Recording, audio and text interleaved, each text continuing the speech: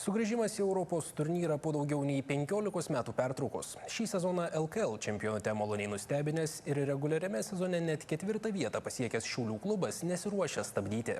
Kitą sezoną jis žais ne tik Lietuvos krepšinio lygoje, bet sugrįš ir į Europos taurės turnyrą.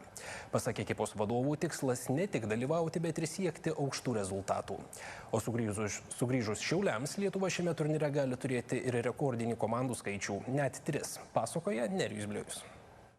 Šiaulių klubas yra ilgametis Lietuvos krepšinio lygos dalyvis, tačiau kitame sezone ekipa turėtų žengti dar svarbesnį žingsnį komandos istorijoje, kai vėl sugrįš ir į Europos taurės kovas. Paskutinį kartą Šiauliai šiame turnyre dalyvavo prieš maždaug 15 metų, kai ekipą treniravo Antanas Sireika, o joje dar žaidė Europos čempionas Mindaugas Žukauskas. Mums tai turbūt didžiulis įvertinimas mūsų turbūt pastarųjų metų ir labai viliuosi, kad tai supranta miestas, dėl to, kad turbūt reikės visų pagalbos ir prisidėjimo, tai yra nemažai laukia iššūkių, bet mes skaitom, kad tai yra vienas žingsnis į priekį, yra augimas.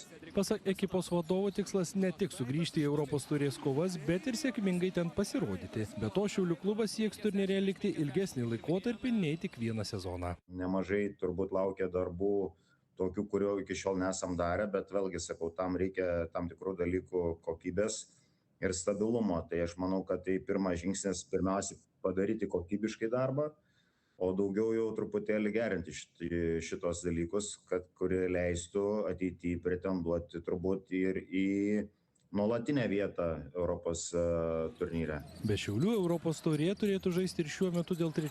vietos Lietuvos krepšinio lygoje kovojantis Klaipėdos Neptūno ir Panevėžio Lietkabelio klubai. Tai būtų pirmas kartas istorijoje, kai Lietuva šiame turnyre turėtų 3 ekipas. Reikia pripažinti, kad Lietuvos krepšinio lyga iš esmės šiemet buvo pakankamai stipri ir įdomi. Tai parodo, kad krepšinio ir susidomėjimas auga pagal žiūrimumą mūsų bent jau arenos žmonių įsitraukimas ir žiūrėjimas išaugęs iki 35%. Pastarieji metai Šiaulių klubui nebuvo sėkmingi, sunkiai pavykdavo patekti net į atkrintamąsias. Tačiau šį sezoną Saulės miestas ir vėl galėjo džiaugtis dažnesnėmis pergalėmis, kai ekipa užėmė 4. vietą LKL, kurią remia Betson čempionato reguliariame sezone. Tiesa, lygos atkrintamosiuose suspindėti nepavyko. Ketvirtfinalio serijoje 0-2 nusileista Panevėžio Lietkabelio klubui.